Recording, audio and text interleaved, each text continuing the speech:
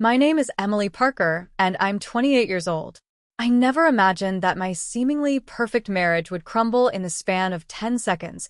The time it took to realize that the voices coming from my bedroom weren't from the television I thought my husband had left on. It was a Thursday morning in March when I rushed back home to grab my forgotten presentation folder before the most important client meeting of my career. Instead, I found myself paralyzed in my own hallway, clutching my car keys so tightly they left marks on my palm, as I recognized my husband David's voice followed by a woman's laughter I'd never heard before. Growing up in Portland, Oregon, I was always the girl with big dreams and bigger plans. I worked my way through college, earned a degree in graphic design, and landed my first job at a small advertising agency in Seattle at 23. It wasn't glamorous, mostly creating social media graphics for local businesses, but it was my start. I spent evenings taking online courses and weekends volunteering for nonprofit design projects to build my portfolio. By 26, I had worked my way up to senior designer at Morrison Creative, a respected agency in downtown Seattle. My life revolved around deadlines, creative brainstorming sessions, and the occasional night out with colleagues. Romance wasn't on my radar until my college friend Sarah invited me to her birthday party at a rooftop bar in Capitol Hill. That's where I met David Chen, the charming financial advisor who managed to make even his terrible jokes seem endearing. He was 30, confident, and had this way of making everyone around him feel like the most interesting person in the room.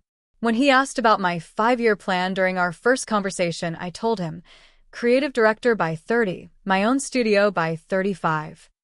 Financial independence by 32, he countered with that confident smile that would later become so familiar.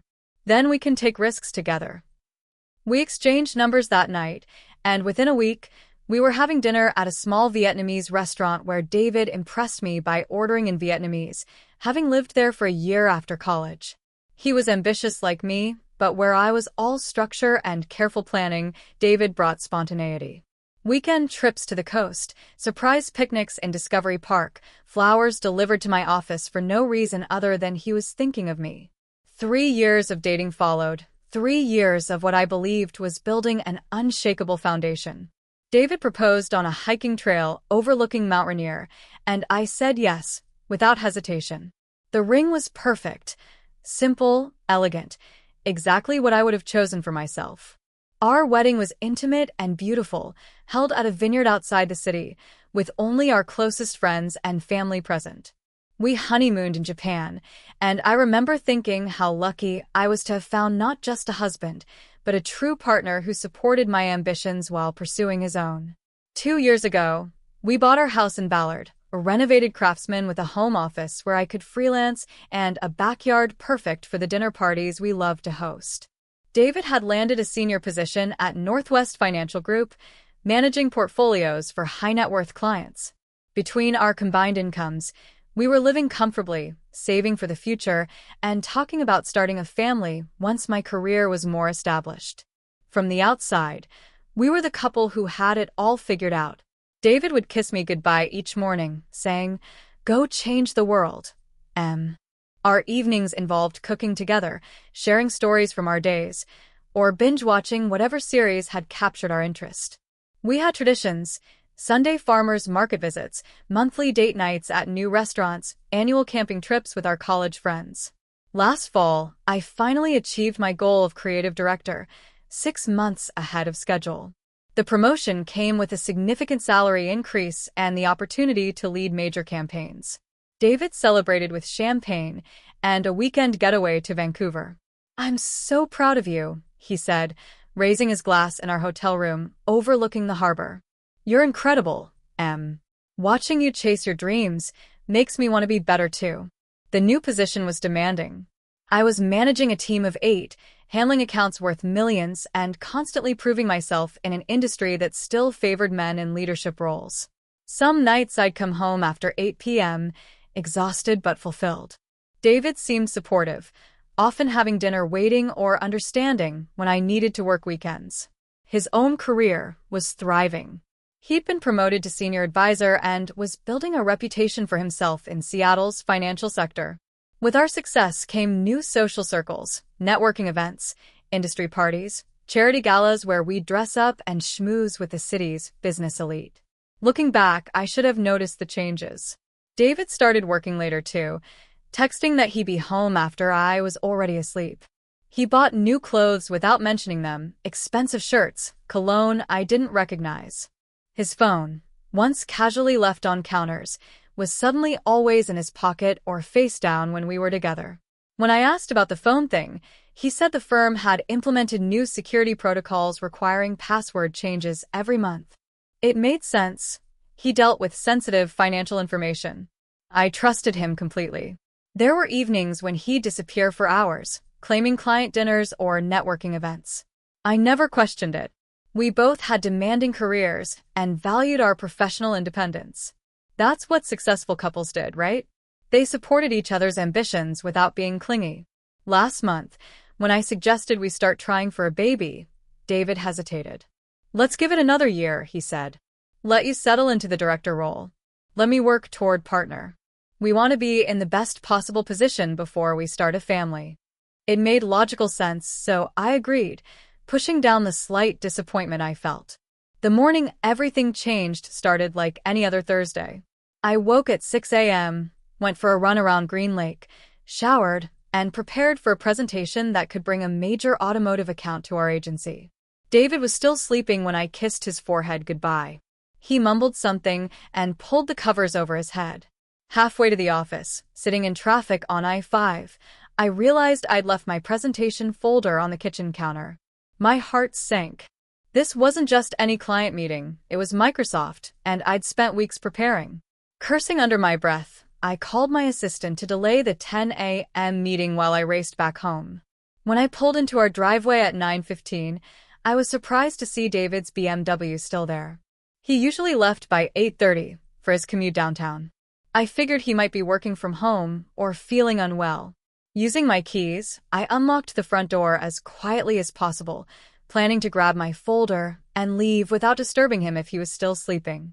That's when I heard it, voices coming from upstairs. Our bedroom.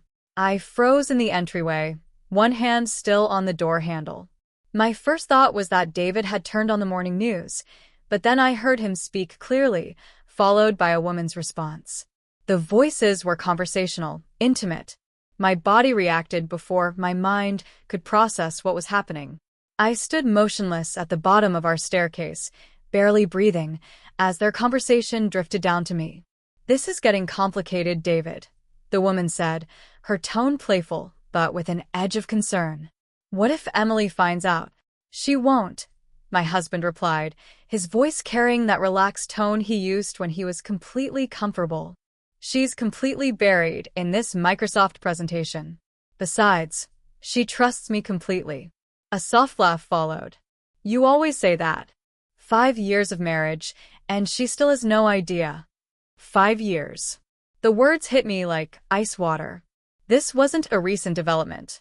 This had been going on for how long? The physical sensation was unlike anything I'd experienced, like being submerged in freezing water while simultaneously feeling burning heat spread through my chest.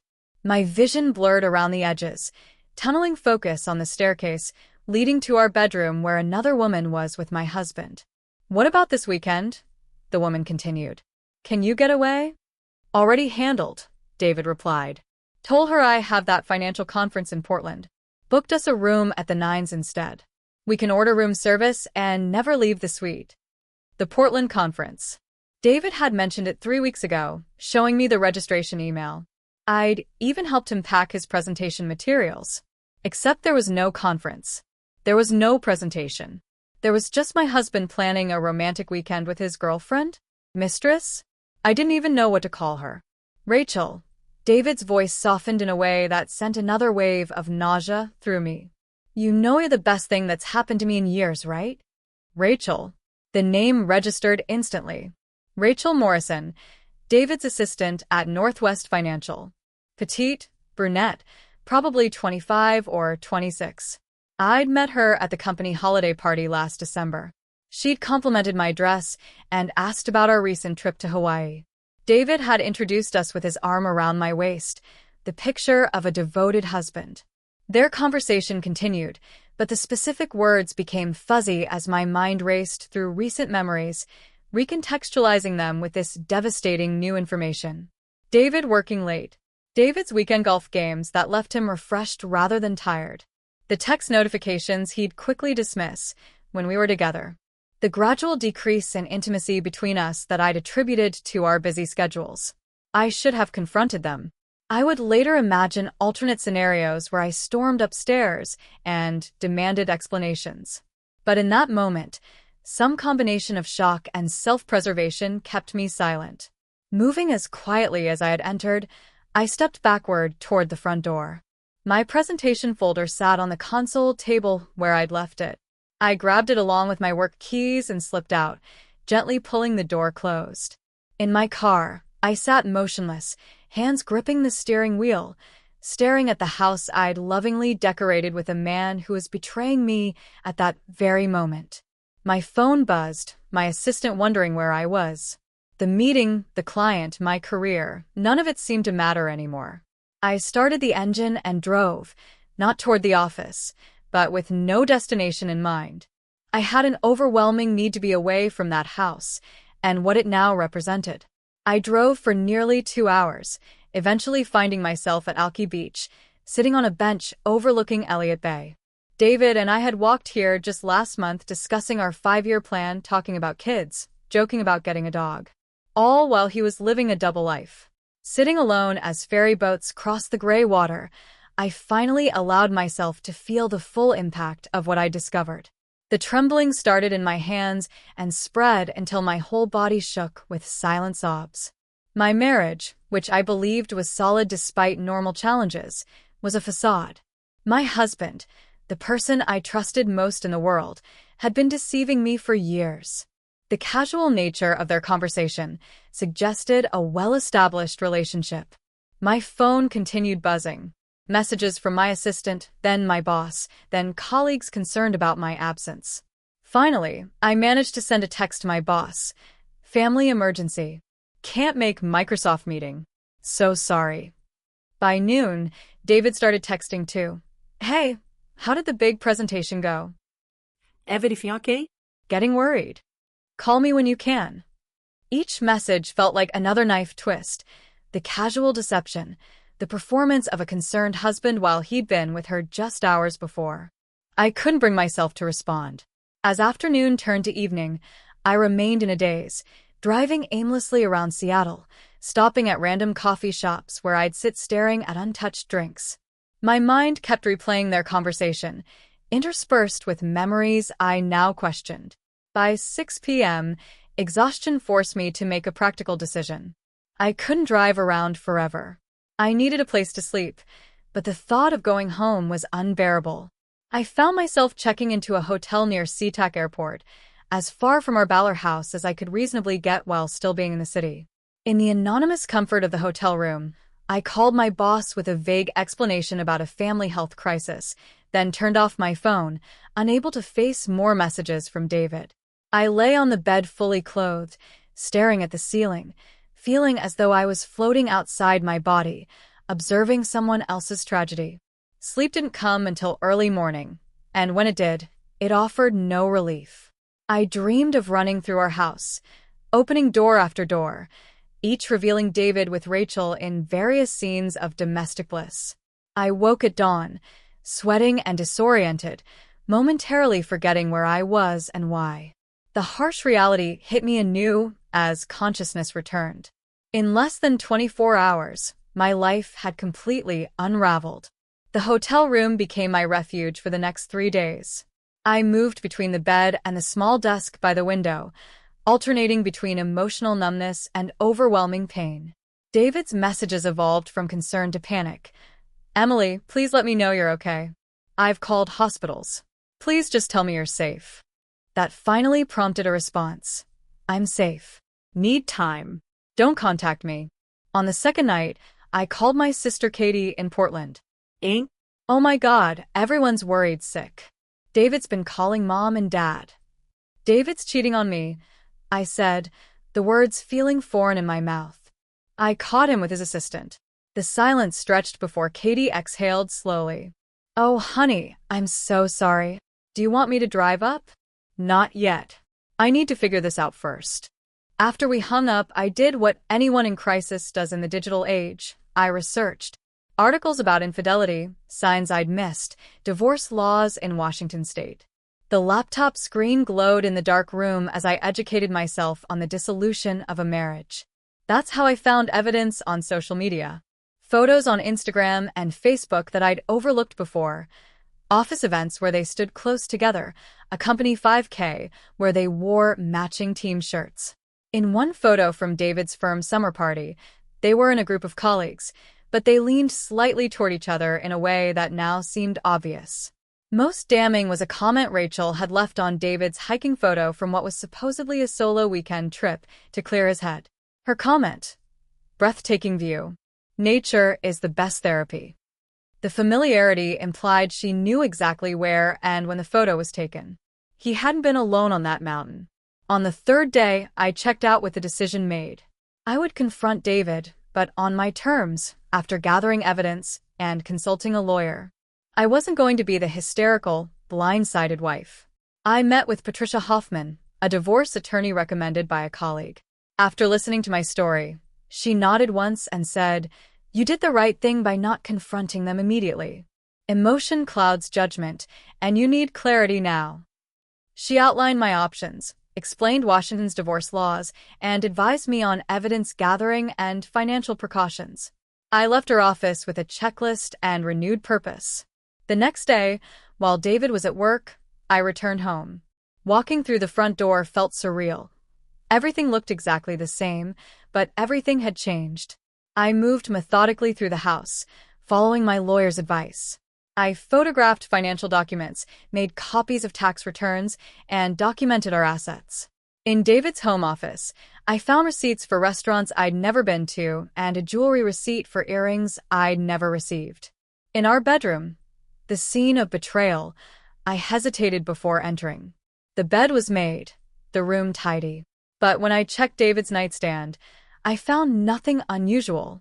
Then, impulsively, I lifted his side of the mattress and discovered a small gift box. Inside were cufflinks with a tiny compass design and a card. "So you'll always find your way back to me. Love, R." The intimate nature of the gift, hidden in our marital bed, broke through the protective numbness I'd constructed. I sank to the floor, the cufflinks clutched in my hand, as deep sobs tore through me. This wasn't just physical. This was emotional betrayal of the deepest kind. While recovering, I noticed our shared iPad on the bedside table. On impulse, I opened it and found David was logged into his personal email. I searched for Rachel and found hundreds of messages dating back 18 months. The early emails were professional, but they quickly became personal. Jokes, weekend plans, intimate discussions about their future together. The most recent emails discussed their upcoming Portland weekend and David's growing guilt about deceiving me. One exchange from a month ago stopped my breath. "Rachel, I can't keep being the other woman, David. What are we doing here?" "David, I'm trying to figure things out. Emily and I have history, but with you, everything feels new again. Just give me time to sort through this." Time. He wanted time to decide between us while I planned our future, worked on our home, and considered starting our family. I forwarded the entire email thread to my personal account, then discovered financial irregularities, transfers from our joint account to a personal account I'd never seen. Nearly $25,000 moved over 6 months in small increments. By the time I left 3 hours later, I had comprehensive documentation of both the affair and financial deception. I also had shattered illusions and absolute clarity about what came next. As I pulled away from what was no longer our home, David called. This time I answered. "Emily, thank God. Where are you? Are you okay?" "I've been losing my mind. I'll be home tomorrow at 6, I said flatly. "We need to talk." Whatever's wrong." I hung up. There was nothing more to say until we were face to face. When I pulled into our driveway the next evening at exactly 6 o'clock, David rushed out before I'd turned off the engine. He looked terrible, unshaven, wearing the same Seahawks t-shirt for what appeared to be days. "Emily," he breathed, reaching for me. I stepped back, avoiding his touch. Let's talk inside, I said, my voice steadier than I felt. In our kitchen, I turned to face the man I'd married, really looking at him for the first time since discovering his betrayal. His eyes were bloodshot, his face pale with stress.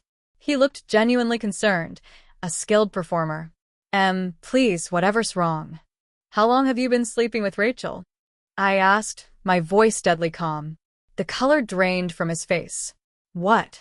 Don't lie to me. Not anymore. I placed my phone on the counter, opened to the forwarded emails. 18 months, David. A year and a half of lying to my face every single day. He stared at the phone, then back at me. You went through my email. You invaded my privacy. The audacity ignited something in me. Your privacy? You brought another woman into our bed. You've been having an affair in our home while I worked to build our life together. Don't you dare talk to me about privacy. David's shoulders slumped as denial became futile. It's not what you think. Things between us had changed. You're always working, always distracted. So this is my fault. My voice rose. I was building the career I've always wanted, the career you claimed to support. I did support it, he said, running his hand through his hair. But you have to admit, we grew apart. When was the last time we really talked about anything besides work?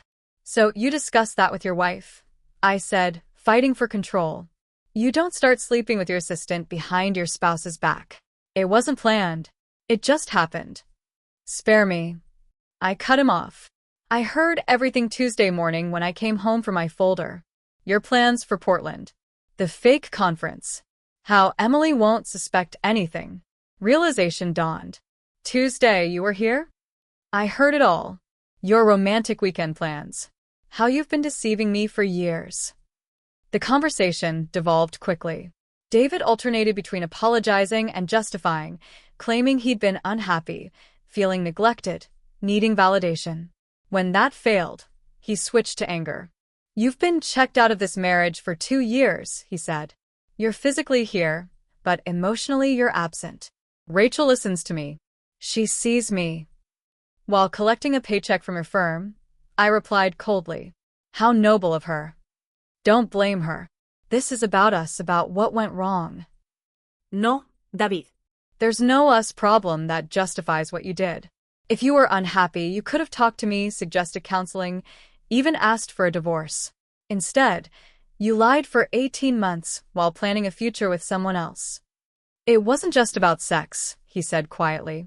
Those words confirmed my worst fears. This wasn't just physical infidelity. He had genuine feelings for her. I know, I said, my voice breaking slightly. I saw the emails. I found the cufflinks. His eyes widened. You went through our bedroom. I went through our house gathering evidence of your betrayal, I corrected, including the $25,000 you've been secretly transferring to your personal account. He looked ashamed about the money. I was setting aside funds for contingencies. For a new life with Rachel? His silence confirmed everything. How could you do this? The question that had haunted me finally escaped. 7 years together, David. 7 years of building a life. I didn't plan to hurt you, he said, sounding genuinely remorseful. I care about you, Emily. I always will. But our marriage has been over for a long time. We've just been going through the motions. That's what people in affairs tell themselves, I replied. Our marriage wasn't perfect, but it wasn't dead until you killed it. We stared at each other across the kitchen island, 2 people who once promised forever, now virtual strangers. What happens now? He asked quietly. Now you leave, I said firmly. Pack what you need. I've contacted a lawyer. We'll communicate through attorneys from now on. This is my house too. Actually, you can leave voluntarily, or I can file a police report about the financial fraud I've documented. $25,000 is a felony in Washington. His face hardened. So that's it. You're going nuclear. I'm protecting myself from someone who's already shown he can't be trusted. After another hour of circular arguing, David packed a suitcase and left, claiming he was going to a hotel. I didn't believe him, nor did I care. The The next morning, I had the locks changed and emailed David to let him know he needed to arrange supervised visits to collect more belongings. His response was brief. "This isn't over." But it was over in my mind. The man I loved, the marriage I'd cherished, the future I'd planned, all of it had ended the moment I heard those voices from our bedroom. The following weeks brought a parade of painful discoveries. Friends admitted they'd had suspicions, but hadn't wanted to say anything. David's colleague mentioned the affair had been common knowledge at their firm for months. My mother-in-law called, tearfully begging me to reconsider, suggesting all marriages face challenges. I hung up on her. David alternated between apologetic messages and angry accusations, apparently depending on how things were going with Rachel. Through mutual acquaintances, I learned their relationship had officially begun after my discovery, though it clearly had deep roots. A week after our confrontation, I did another search of the house. In the basement, behind David's exercise equipment, I found a small safe I'd never seen. Using David's typical password combination, I opened it to discover more evidence, additional receipts, a second phone, and handwritten notes from Rachel describing their secret getaways. The final revelation nearly broke me. A weekend last fall when David claimed to be at his college friend's bachelor party turned out to have been a romantic trip to Victoria with Rachel. I remembered sending supportive texts, arranging for his dry cleaning, even buying gifts for him to take to the supposed bachelor party. There had been no bachelor party, no college friend, just another elaborate lie to cover his infidelity. That night, alone in our guest room where I'd been sleeping since changing the locks, I finally allowed myself to feel the full magnitude of the betrayal. I cried until my throat was raw and my eyes swollen, mourning not just the end of my marriage, but the death of the future I'd envisioned. By morning, something had shifted. The crying had washed away the shock, leaving behind pain, but also the first seed of resilience. I couldn't control what had happened, but I could control what came next. I called my lawyer to move forward with divorce proceedings. The next month passed in a blur of legal meetings, work conducted on autopilot, and sleepless nights. David collected more belongings while I was at the office, leaving notes suggesting we talk when you're calmer.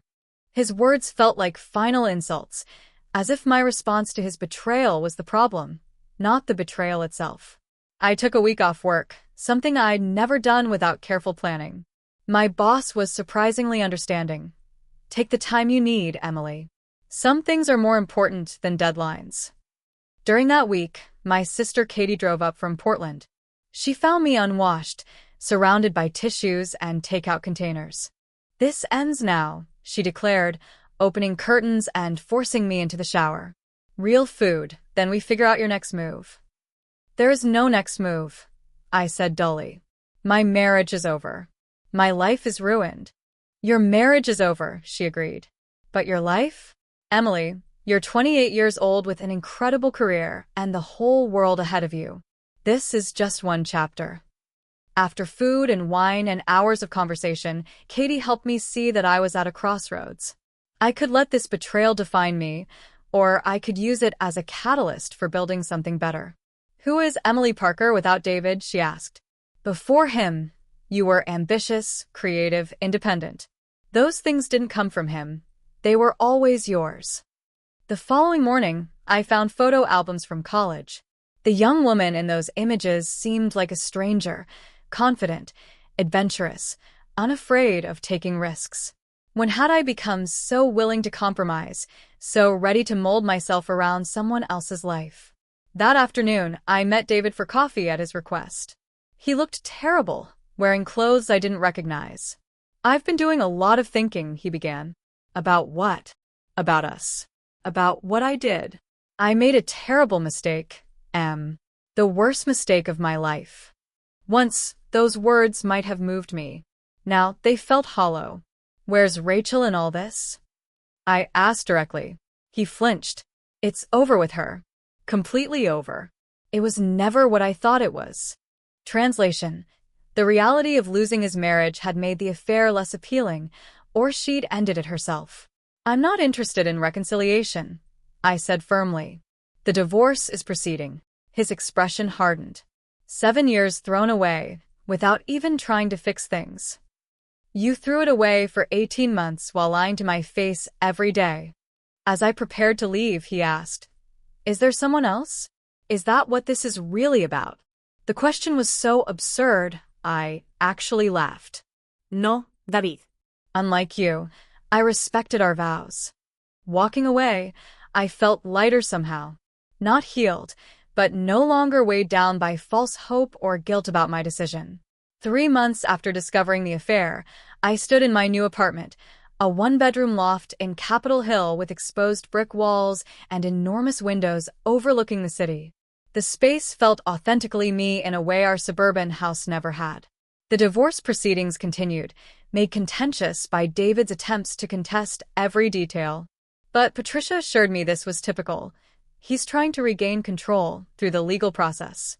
When cheaters get caught, they often double down rather than accept responsibility. Weekly therapy sessions with Dr. Sarah Chin became my anchor.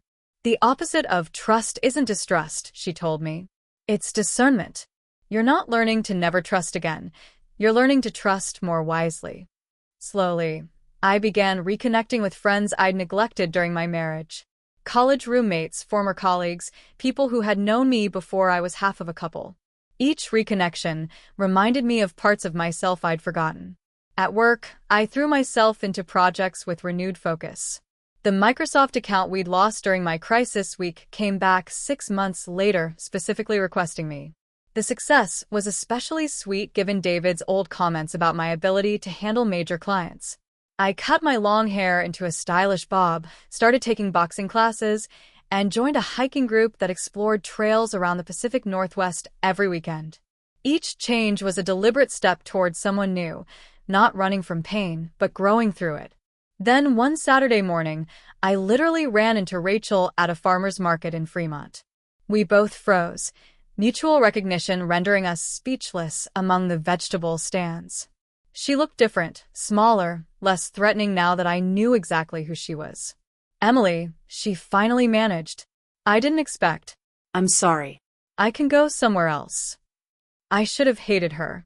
Part of me did. But standing there, I mostly felt attached, as if she were a character from a movie I'd seen long ago. "It's fine," I said, surprising myself. "It's a public market." After an awkward pause, curiosity overcame my desire to escape. "Can I ask you something?" She nodded uncomfortably. "Did he tell you our marriage was over? That we were having problems?" Rachel's gaze dropped. "He said you were like roommates, that you'd grown apart and were discussing separation." I nodded, having expected as much. None of that was true. "I know that now," she said quietly. "For what it's worth, it ended between us right after you found out. He wasn't who I thought he was either." "They rarely are," I replied, surprised by the lack of bitterness in my voice. Walking away, I felt an unexpected lightness. Not forgiveness. I might never get there, but the first step toward releasing the power she'd held over my emotions. She too had been deceived, though with far less excuse for her choices. That evening, David texted, "We need to talk about the house sale. Also, I've been thinking about us. Maybe we acted too hastily." The message might once have thrown me into turmoil. Now it merely confirmed what I suspected. Things hadn't worked out with Rachel, and David was testing whether I might be his backup plan. My response was brief. "Contact my lawyer about the house. There is no us to discuss." His reply came immediately. "You're really going to throw away 7 years without even trying? This isn't the Emily I married." I stared at those words and felt something like pride. He was right. I wasn't the same woman he'd married. That woman had trusted too easily and lost sight of her own worth. The woman I was becoming was stronger, wiser, and unwilling to accept anything less than genuine partnership and respect. 6 months after the divorce was finalized, I stood in my new condo in Belltown, a 2-bedroom space with a view of Elliott Bay that took my breath away every morning. The purchase had been possible thanks to the divorce settlement, which had favored me once David's financial deceptions were exposed. I was dating again, nothing serious, just coffee or dinner with men who seemed kind and interesting. Each interaction helped me remember that I was more than the sum of my marital experiences. I was learning to appreciate the present without obsessing about the future. My relationship with myself had become the most important one in my life. The fear that had gripped me during those first weeks, that I would somehow cease to exist without my identity as David's wife, now seemed not just unfounded, but incomprehensible. One evening, as I sat on my balcony watching the sunset over Puget Sound, I realized I couldn't remember the last time I'd thought about David unprompted. He had gradually receded from my daily consciousness, becoming a figure from my past rather than a central character in my ongoing story. Dr. Chun had predicted this moment. Healing isn't about forgetting, she'd said. It's about remembering without being consumed by the memory. The betrayal hadn't defined me. The divorce hadn't diminished me. The pain hadn't defeated me. Instead, these experiences had revealed parts of myself I might never have discovered otherwise. Strength that had always existed but had never been tested, wisdom that could only be earned through difficulty. If I could speak to the woman who stood frozen in her hallway 2 years ago, I would tell her this. The journey ahead is harder than you can imagine, but you are stronger than you know. The life you thought you wanted isn't the life you need. The breaking of your heart will also break open possibilities you never considered. But that woman no longer exists. In her place stands someone new, scarred but not broken, cautious but not fearful, hopeful but not naive. Someone who understands that the greatest act of courage is sometimes knowing when to let go. Someone who recognizes that the most important relationship she'll ever have is with herself. The stars gradually appeared above the city lights as I finished my wine and prepared to go inside. Life rarely unfolds as we expect, and sometimes it devastates us with betrayals we never anticipated. But our greatest growth often comes from our deepest pain, not because the pain itself is valuable, but because it reveals what truly matters and what we're truly capable of enduring and overcoming. I had survived the unthinkable and built something better from the ruins. That knowledge would carry me forward, no matter what challenges lay ahead.